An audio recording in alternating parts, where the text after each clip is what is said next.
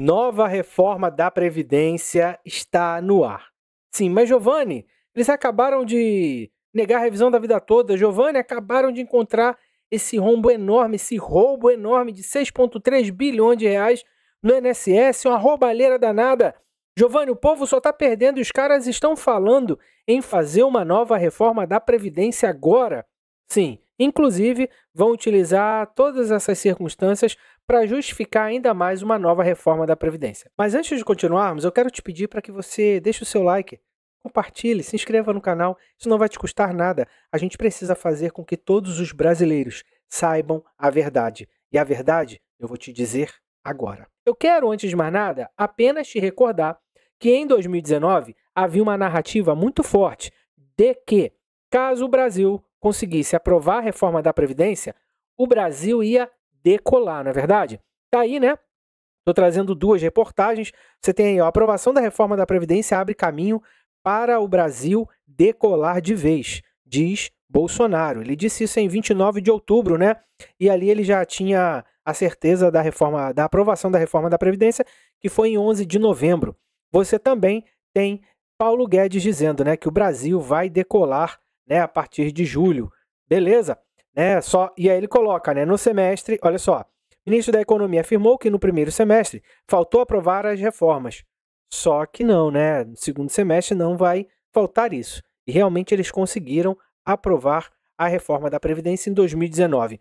E o que eles aprovaram basicamente? Então, eles aprovaram o corte de 50% na pensão por morte, ou seja, pensão por morte agora, o cônjuge sobrevivente só receberia 50%. E o mais interessante disso é que isso foi aprovado há poucos meses antes de começar a pandemia, que levou mais de 800 mil brasileiros embora, né? Ou seja, desses 800 mil, se 500 mil tinha pensão por morte, a pessoa que ficou para receber só recebeu a metade. Sim, é essa a situação. Outra coisa também que foi aprovada foi o fim da aposentadoria por tempo de contribuição. Se você contribuísse para o INSS 33 anos mulher e 35 anos homem, você conseguiria se aposentar por tempo de contribuição, respeitada ali uma pontuação, uma idade e tudo mais. Beleza? Aquela regra de 85-95. Outra coisa que também passou nessa reforma da Previdência em 2019 foi critério cumulativo para aposentadoria especial, né? Ou seja, além de efetivo tempo de exposição a agentes químicos nocivos e tudo mais, você também precisaria ter idade mínima. E a idade mínima começa com 58 anos de idade, né? Então o cara ficou na mina por 15 anos, tem que completar, entrou nesse trabalho com 20 anos. Com 35 anos ele já tem direito à aposentadoria especial, porque o cara já está quase cego, sem pulmão, o cara já está um moribundo. Mas ele vai ter que esperar até os 58 anos para se aposentar. Também uma coisa que eles vedaram com essa reforma foi a conversão de tempo especial em comum. Tipo assim, você tem 14 anos de tempo especial. Aí você não aguenta mais, você chega para sua família e fala, não, você não vai ficar mais aí, pai, não dá, você vai vir para cá trabalhar no escritório de contabilidade. Esses 15 anos eram computados como com 1,4, aumentava, né? Era convertido em tempo comum, mas com um acréscimo. Foi vedada essa conversão também de tempo especial para comum. Também, o que aconteceu nessa reforma foi o aumento em 2 anos para a aposentadoria por idade para a mulher. Além disso, como era calculada a aposentadoria? 80% das suas maiores contribuições, computadas de julho de 94 até a data que você ia pedir a aposentadoria, passou para 60%. Né? E aí se aumenta ali 5% e tal, e assim vai. Beleza? Então basicamente foram essas as reformas da Previdência. E aí arrebentou um monte de gente, tem gente catando caco até hoje. Mas vamos lá, porque tivemos essa polêmica há poucos dias atrás, que o Brasil precisa congelar o salário mínimo por 6 anos. Né? Isso veio à tona, e o Arminio Fraga é um economista que foi presidente do Banco Central ali no período de Fernando Henrique, é um cara mais ligado à direita, tá? E ele tá colocando isso. E depois dessa postagem, olha só, isso aqui é no Estadão. No Estadão também, você tá vendo que o Estadão tá com força nesse sentido, tá dizendo o seguinte: nenhuma âncora fiscal será capaz de conter a dívida enquanto o PT continuar a interditar a discussão sobre o salário mínimo e sua vinculação com benefícios previdenciários e assistenciais. Eu vou pegar nisso daqui contigo e você vai ver agora como é que está esse jogo todo. Então temos que discutir o congelamento do salário mínimo e a desvinculação dos benefícios previdenciários e assistenciais. Eu vou te explicar isso já já. Aí eu quero só te trazer uma coisa, porque assim, o G1, né, essa Daniela Lima, ela trouxe aqui o seguinte: investigação do INSS mira fraudes em empréstimos consignados. Modalidade movimentou 90 bilhões. Então, se não bastasse a fraude do INSS com sindicatos e associações, agora estamos diante da fraude dos empréstimos consignados. Presta atenção, lembra que eu te falei, que eu te explicar isso aqui, ó, do Armínio Fraga? Ele está falando, nenhuma âncora fiscal será capaz de conter a dívida enquanto o PT continuar a interditar a discussão sobre o salário mínimo, o congelamento que ele trouxe, e também a desvinculação, né, gente, dos benefícios previdenciários com benefícios previdenciários e assistenciais. Então, eu quero te voltar na PEC do equilíbrio. Eu quero te dizer que a reforma da Previdência já está pronta. Tá? Ela já está escrita, ela já tem uma estrutura legislativa, é só pautar para votar. Tá? Segundo, essa PEC do equilíbrio fiscal que eles tentaram emplacar em 2024, ela iria trazer uma economia de 1,1 trilhão de reais, né? Olha aqui, de despesas governamentais em 6 anos. Esses 6 anos não te lembra nada? Deixa eu te lembrar aqui. Esses 6 anos não te lembra nada? Brasil precisa congelar salários mínimos por 6 anos. Eu estou te dizendo, a PEC do equilíbrio fiscal é a nova reforma da Previdência. Mas, Giovanni, quem foram os infelizes, os desgraçados, com todo o respeito da palavra, desculpa para essa palavra que não merece ser utilizada para esse tipo de gente, que aprovou isso daí? Então, essa PEC do equilíbrio fiscal, ela foi uma resposta, ou então uma contraproposta da direita, do centro, da direita, da extrema-direita, para o que nós chamamos de PEC do corte de gastos de Fernando Haddad. Lembra que a PEC do corte de gastos de Haddad, eles cortaram basicamente 3 pontos. Cortaram o reajuste do salário mínimo, que era inflação mais PIB, ficou inflação mais um reajuste de 0,6 a 2,5, não será mais pelo PIB, tá?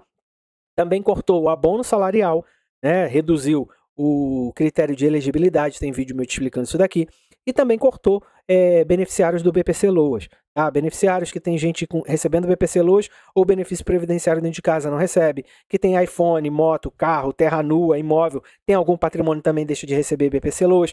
Então, esse plano, né, ou então esse projeto de lei, projeto de emenda à Constituição, essa PEC foi aprovada em 20 de dezembro de 2024 lá no Congresso Nacional e foi a PEC do corte de gastos de Fernando Haddad e Lula. Eu já te expliquei isso daqui também quando eu falo do reajuste do salário mínimo. Tem vídeo meu aqui te trazendo esse paralelo. Mas essa PEC acabou não seguindo, até porque, já te expliquei isso também, o governo Lula conseguiu injetar no Congresso Nacional de emendas parlamentares, orçamento secreto, 194,3 bilhões de reais. Os caras liberaram em um dia, em menos de 24 horas, a PEC do corte de gastos estava aprovada, tanto na Câmara quanto no Senado. Os caras gastaram muito dinheiro, você lembra, eu já te expliquei isso daqui, que o Flávio Dino, em 24 horas, conseguiu marcar um julgamento para liberar o dinheiro. Só o Flávio Dino e o STF, em menos de 24 horas, liberaram 188 bilhões de reais, e aí o Lula veio com mais 8,5, 8,8, e festa 20 de dezembro, foi dinheiro para tudo quanto é lado, menos para o seu lado, não é verdade? Mas segue comigo, e essa PEC de gastos, você acabou de ver, olha aqui, olha só, a economia vai ser de quanto?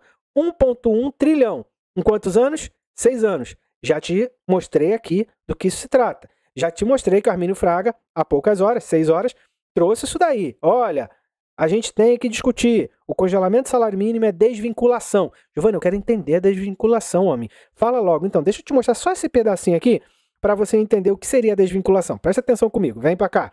E olha só, você já deu seu joinha? Já deu seu like? Pelo amor de Deus, hein? Tô te esclarecendo tudo, de forma cidadã. Ninguém te passa isso daqui, meu amigo. Vambora, compartilha isso daqui pro povo brasileiro saber da verdade. Pelo amor de Deus, hein? Presta atenção.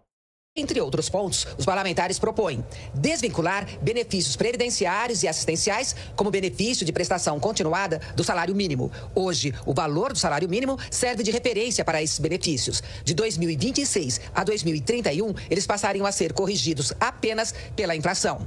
Ainda nesse mesmo período, os gastos mínimos com saúde e educação Peguei ali, logo em seguida ele vai falar do abono salarial. Também tá? seriam corrigidos pela inflação e deixariam de ser vinculados ao tamanho das receitas. Gente. Hoje, a Constituição determina que os pisos são atrelados à arrecadação. Dessa forma, quanto maior a receita do governo, maior o volume de recursos destinados para essas áreas. O abono salarial seria mantido até 2031. Pronto.